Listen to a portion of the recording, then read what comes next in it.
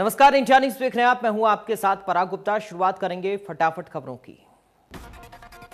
फरीदाबाद के बहुचर्चित निकिता हत्याकांड मामले में अब सुनवाई फास्ट ट्रैक कोर्ट में होगी। निकिता हत्याकांड की सुनवाई को फास्ट ट्रैक कोर्ट में मंजूरी मिल गई है, जहां रोज सुनवाई होगी। निकिता के पिता ने संतुष्टि जाहिर करते हुए कहा कि उन्हें उम्मीद है कि उनकी बेटी को जल्द न्याय मिलेगा। उन्होंने आरोपियों के लिए कड़ी से कड़ी सजा की मांग की है, ताकि फिर ऐसी वारदात न हो।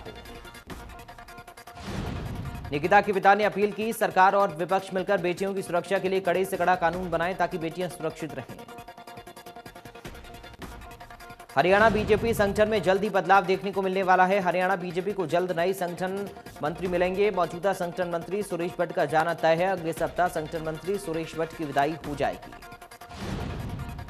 सुरेश भट्ट के लिए प्रदेश बीजेपी की तरफ से प्रदेश में 4 विदाई समारोह किए जाएंगे। 17 नवंबर को रोहतक, 18 को गुरुग्राम, 19 को हिसार, 20 को पंचकुला में विदाई समारोह होगा। सुरेश भट्ट 10 साल से हरियाणा बीजेपी के संगठन मंत्री हैं। सुरेश भट्ट के कार्यकाल में साल 2014 में बीजेपी ने पहली बार अपने दम पर सरकार बनाई। 2019 में भी बीजेपी की सरकार रिपीट हुई। बिहार में फिर एक बार नीतीश कुमार ही मुख्यमंत्री बनने जा रहे हैं। अब नीतीश कुमार दिवाली के बाद एक बार फिर मुख्यमंत्री पद की शपथ लेंगे। सूत्रों की माने 16 नवंबर को शपथ ग्रहण समारोह हो सकता है। नीतीश कुमार इस बार 7वीं बार बिहार के मुख्यमंत्री के रूप में शपथ लेंगे। सबसे पहले साल 2000 में वो मुख्यमंत्री बने थे। तब से अब तक अलग अलग मौकों पर वो शपथ ले चुके हैं। दिल्ली के विज्ञान भवन में जल शक्ति अवार्ड समारोह का आयोजन हुआ, जिसमें जल शक्ति विभाग की तरफ से आईटीबी नेटवर्क को इस बार का जल शक्ति सम्मान मिला।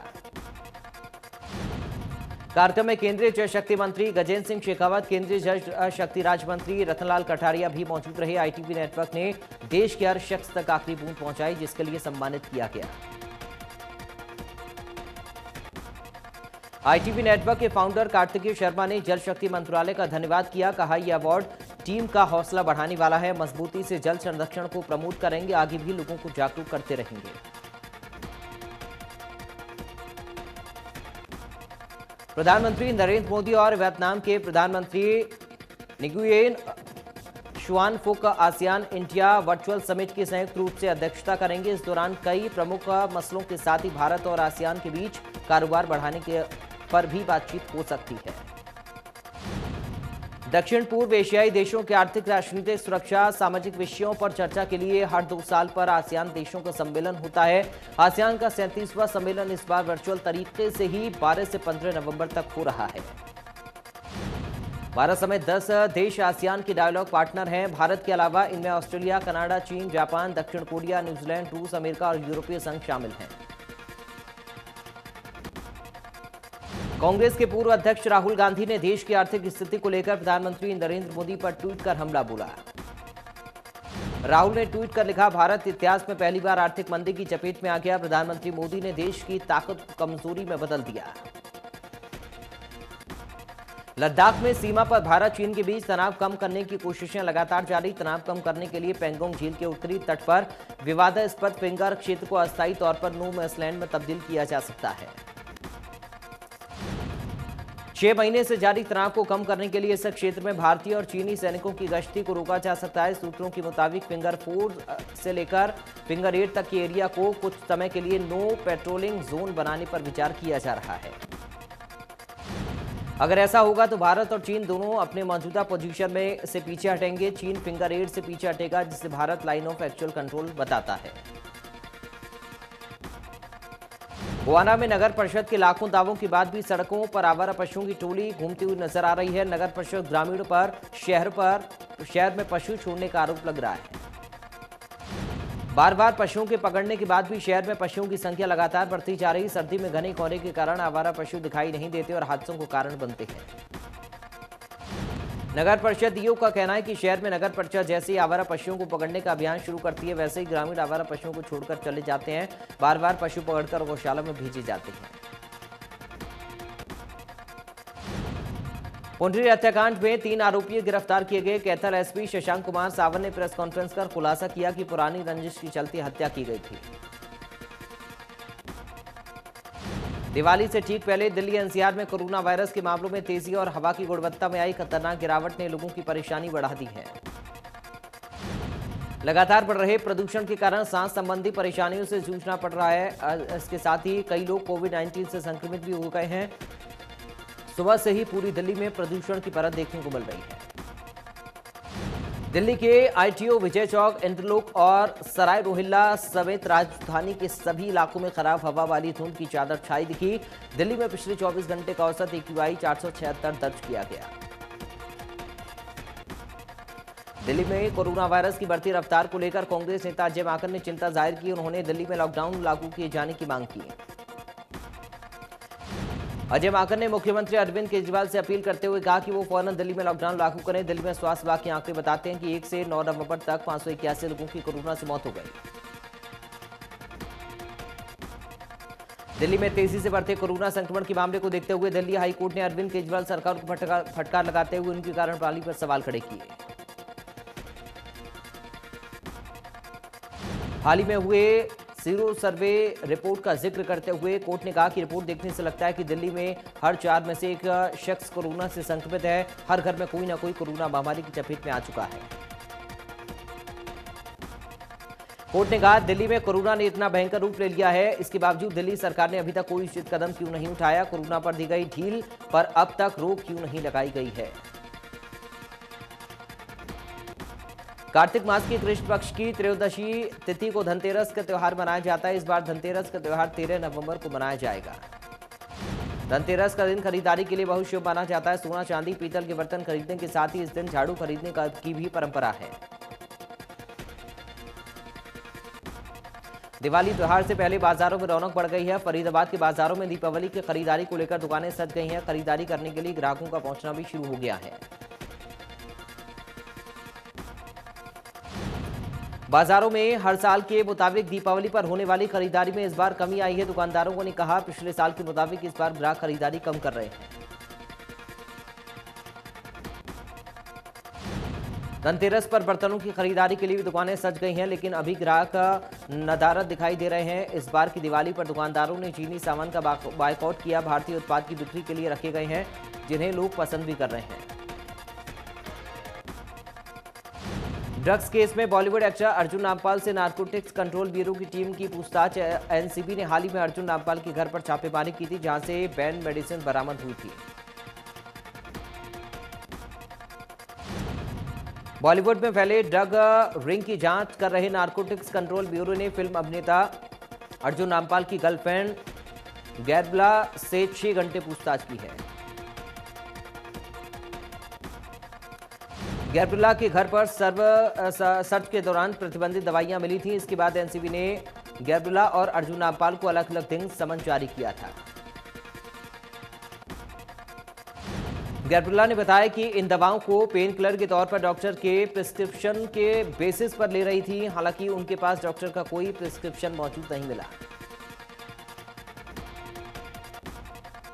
हरियाणा सरकार ने राज्य शिक्षक पुरस्कार 2020 के लिए ऑनलाइन आवेदन करके आखिरी तारीख बढ़ाकर 15 नवंबर 2020 करने का निर्णय लिया है। पहले ये तारीख 2 नवंबर 2020 निर्धारित की गई थी। इनेलो नेता अभय चौटाला ने प्रेस कॉन्फ्रेंस कर कहा कि बड़ौदा की जनता ने जिस प्रकार इनेलो को पहले की अपेक्षा अधिक वोट देकर पार्टी की हौसला अफजाई की, उसके लिए मतदाताओं का आभार व्यक्त करने बड़ौदा जाएंगे। अभय चौटाला ने कांग्रेस पर हमला बोलते हुए कहा, केंद्र सरकार की ओर से लागू किए गए तीनों कृषि बिलों को लेकर कांग्रेस ने न तो सड़क पर ही कोई आंदोलन किया और न ही विधानसभा में सरकार को घेरा। बड़ौदा उपचुनाव पर बोलते हुए बीजेपी सांसद रणवीर सिंह ने कहा कि उपचुनाव में सत्ताधारी पार्टी की हार नई बात नहीं। उन्होंने कहा कि हमारा वोट बैंक बढ़ा है। रणवीर सिंह ने कहा कि कई बार उपचुनावों में सीएम तक हार जाते हैं। बीजेपी पहले की तरह आगे बढ़ेगी और विकास भी पहले से ज्यादा होगा। खेल मंत्री संदीप सिंह ने कहा कि कोरोना काल के दौरान कोविड-19 के बारे में आमजन को जागरूक करने के साथ साथ देश और प्रदेश में महत्वपूर्ण मुद्दों और समस्याओं को उठाकर मीडिया अपनी अहम भूमिका निभा रहा है, जिस कारण मौजूदा दौर में मीडिया का महत्व और भी बढ़ गया है। खेल मंत्री ने कहा कि मेरे जीवन में खेलों राजनीति के दौरान हमेशा खबरों और अन्य माध्यमों से पत्रकारों के साथ जुड़ाव रहा। उन्होंने कहा कि पत्रकार विषम परिस्थितियों में भी काम करते हुए अहम मुद्दों को उजागर करते हैं। 29 नवंबर को हिसार के गवर्नमेंट कॉलेज में मुख्यमंत्री अभिनंदन समारोह और बीसी वर्ग सम्मेलन का आयोजन होगा। इस कार्यक्रम के लिए निमंत्रण देने डिप्टी स्पीकर रणवीर गंगवा कैथल पहुंचे। गोला चीका में बिजली बोर्ड के कर्मचारियों ने सरकार के खिलाफ प्रदर्शन कर नारेबाजी की और एसीएस के नाम बिजली विभाग के अधीक्षक अभियंता को ज्ञापन सौंपा। बिजली बोर्ड के कर्मचारी ने कहा कि सरकार ठेकेदारी प्रथा को बढ़ावा दे रही है। कोर्ट के फैसले की धज्जियां उड़ाते हुए समान काम समान वेतन के फैसले को भी लागू नहीं कर रही, जिससे कच्चे कर्मचारियों का शोषण हो रहा है। कर्मचारियों ने कहा सरकारों को कच्चे कर्मचारियों को भी पक्का कर्मचारियों की तर्ज पर सभी सुविधाएं देनी चाहिए, जिसके चलते पूरे देश में 26 तारीख को राष्ट्रव्यापी हड़ताल की जाएगी, जिसमें पूरे देश की 10 ट्रेड यूनियन शामिल होंगी। फरीदाबाद के सेक्टर 62 में गौरक्षा सेवा ट्रस्ट के कार्यकर्ताओं को गौ तस्करों से उस समय आमना सामना हो गया जब वो गायों को गाड़ी में भरकर ले जा रहे थे। ट्रस्ट के कार्यकर्ताओं को गौ तस्करी की सूचना मिली थी। सोनीपत के गांव कैलाशपुर के पास सीआईए की टीम ने हत्या लूट के मामले में आरोपी 3 इनामी बदमाशों को मुठभेड़ के बाद गिरफ्तार किया। तीनों कारों में सवार होकर किसी वारदात को अंजाम देने की फिराक में घूम रहे थे। गोहाना के निजामपुर में 30 वर्षीय युवक को आपसी झगड़े के चलते दोस्त ने ही मौत की घाट उतार दिया। परिजनों ने मृतक के दोस्त पर हत्या का आरोप लगाया। कैथल के करनाल रोड पर एसबीआई बैंक में सुरक्षा गार्ड ने खुद को गोली मार ली। पुलिस और फॉरेंसिक टीम मौके पर पहुंची, जांच शुरू की। फरीदाबाद में लगातार बढ़ते प्रदूषण की वजह से लोगों को खासी परेशानी हो रही है। फरीदाबाद का एयर क्वालिटी इंडेक्स लगातार बढ़ता जा रहा है। फरीदाबाद में AQI 400 के करीब पहुंच चुका है। प्रशासन और नगर निगम के इंतजाम भी प्रदूषण को रोकने में नाकाफी दिख रहे हैं। बल्लभगढ़ के सरकारी अस्पताल में दिवाली के त्योहार को लेकर खास कार्यक्रम का आयोजन किया गया, जिसमें कोरोना काल के दौरान अभूतपूर्व सेवाएं देने के लिए डॉक्टर और स्वास्थ्य कर्मचारियों को प्रशंसा पत्र और उपहार देकर सम्मानित किया गया। यह सम्मान कैबिनेट मंत्री मूलचंद शर्मा के भाई टिप्पर चंद शर्मा के द्वारा किया गया। सरकारी अस्पताल के SMO ने भी कोरोना योद्धाओं का सम्मान करने पर उनका आभार जताया। फतेहाबाद में प्रशासन ने पटाखों पर प्रतिबंध लगा दिया है। जिले में न तो पटाखे बजाने की अनुमति होगी और न ही पटाखे बेचे जाएंगे। प्रशासन ने पटाखे के गोदाम को बंद करवाया। डीसी का कहना है कि एनजीटी के आदेश के बाद जिले में पटाखों की बिक्री और बजाने पर रोक लगाई गई है। लगातार बढ़ रहे प्रदूषण के चलते ये फैसला लिया गया। करनाल में पटाखे आतिशबाजी बनाने, बेचने और जलाने पर जिला उपायुक्त निशांत कुमार यादव ने बैन लगा दिया। तुरंत प्रभाव से आदेश लागू। आतिशबाजी करने वालों के खिलाफ सख्त कार्रवाई होगी। सभी खंड विकास एवं पंचायत अधिकारी संबंधित खंड में आदेशों को लागू करवाएंगे। इसके अलावा नगर निगम आयुक्त और सभी नगर पालिकाओं के सचिव भी अपने अपने इलाकों में इन आदेशों को लागू करवाने के जिम्मेदार होंगे। पंचकुला में अतिरिक्त उपायुक्त और एसडीएम की अध्यक्षता में दिवाली के शुभ अवसर पर आतिशबाजी बेचने के लिए अस्थायी लाइसेंस के लिए लकी ड्रॉ निकाला गया। जानकारी देते हुए एडीसी ने बताया कि कालका के लिए 10 का ड्रॉ और 10 को वोटिंग में रखा गया है। पिंजौर में 5 का ड्रॉ निकाला गया है। एडीसी ने बताया कि जिन लोगों के ड्रॉ निकाले गए हैं उन्हें हाईकोर्ट और एनजीटी के नियमों का पालन करना होगा। ग्रीन क्रैकर्स बिक्री करने का एफिडेविट भी देना होगा। उन्हें मौके पर ही अस्थायी जीएसटी नंबर दिया जाएगा। भिवानी के गांव दिनौद और नागल चौधरी के गांव में हुए शहीदों को बीजेपी सांसद धर्मवीर सिंह ने श्रद्धांजलि दी। सैनिक सम्मान के साथ पवन कुमार को अंतिम विदाई दी गई। हजारों ग्रामीणों ने शहीद की शहादत को नमन किया। फतेहाबाद में पटाखे बैन के बावजूद लगातार बेचे जा रहे पटाखे। नगर परिषद के पूर्व प्रधान वीरेंद्र नारंग अपने पटाखा गोदाम के बाहर दे रहे हैं पहरा। गोदाम के अंदर लगी है ग्राहकों की भीड़। कैथल में न पटाखों की खरीद होगी, न ही चलाए जाएंगे और अगर कोई पटाखे चलाते हुए या बेचते खरीदते हुए पकड़ा जाए तो उस पर नियमानुसार कार्रवाई की जाएगी। कैथल के सीटीएम ने कहा कि एनसीआर से लगते 14 जिले और जहां पर प्रदूषण का स्तर काफी खराब है वहां भी सरकार ने विशेष रूप से पटाखे चलाने पर रोक लगा दी है। इसी आधार पर कैथल में भी पटाखे नहीं चलाए जाएंगे। टोहाना की अतिरिक्त अनाज मंडी में गेट पास काटने के नाम पर रिश्वत मांगने के आरोपों में घिरे अधिकारियों और कर्मचारियों की जांच के लिए सरकार ने फिजिकल वेरिफिकेशन के आदेश जारी किए। जोनल मार्केटिंग बोर्ड अधिकारी के नेतृत्व में कमेटी की जांच शुरू की है।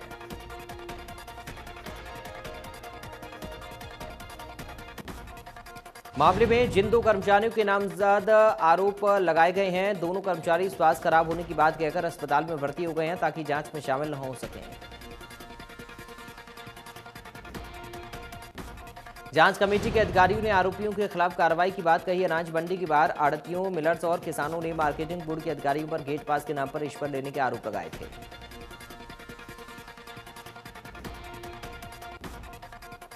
सिरसा के गांव पनिहारी के पास एक बाइक और कैंटर में टक्कर हो गई, जिससे 2 लोगों की मौत हो गई जबकि एक व्यक्ति घायल हो गया। दोनों मृतक पंजाब के सरदुलगढ़ के रहने वाले थे। एक व्यक्ति यूपी के इलाहाबाद का रहने वाला था। फिलहाल पुलिस ने दोनों मृतकों के शव का पोस्टमार्टम कराकर परिजनों को सौंप दिया है। सिरसा में कोरोना से आज 3 लोगों की मौत हो गई। वैदवाला और नाथुसरी गांव में कोरोना से हुई मौत। जिले में कोरोना के 98 नए केस। नूंह में कोरोना के 13 नए केस मिले। अब तक 26 लोगों की कोरोना से जान चली गई। गरौदा में रेल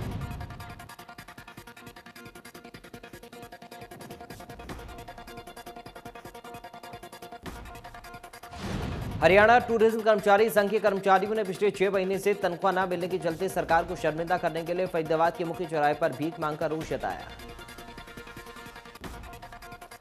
कर्मचारियों ने चेतावनी दी, अगर इन्हें इस बार काली दिवाली बनाने को मजबूर होना पड़ा तो आगामी 26 नवंबर को टूल डाउन हड़ताल पर मजदूर होंगे। देश में 24 घंटे में 48,285 नए केस मिले। 550 मरीजों की मौत। 86,84,000 से ज्यादा टोटल केस हुए।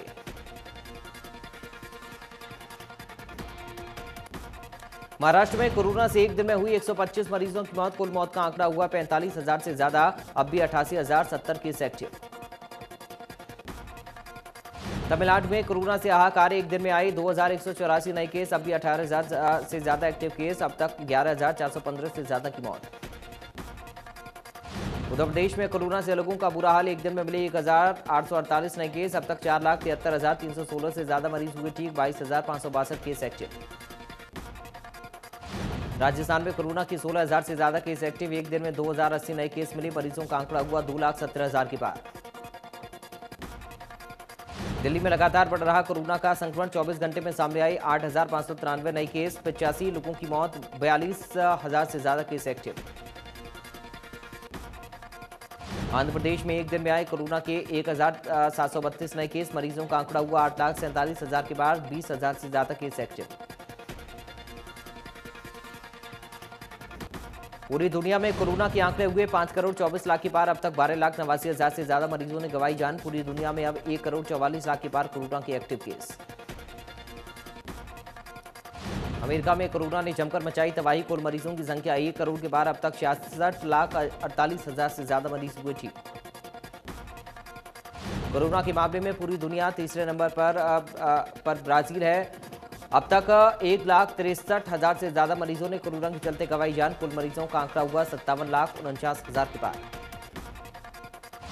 रूस में कोरोना के मरीजों की लगातार बढ़ रही संख्या। कुल मरीजों की संख्या हुई 18,36,000 के पार। अब भी 4,36,000 से ज्यादा केस एक्टिव।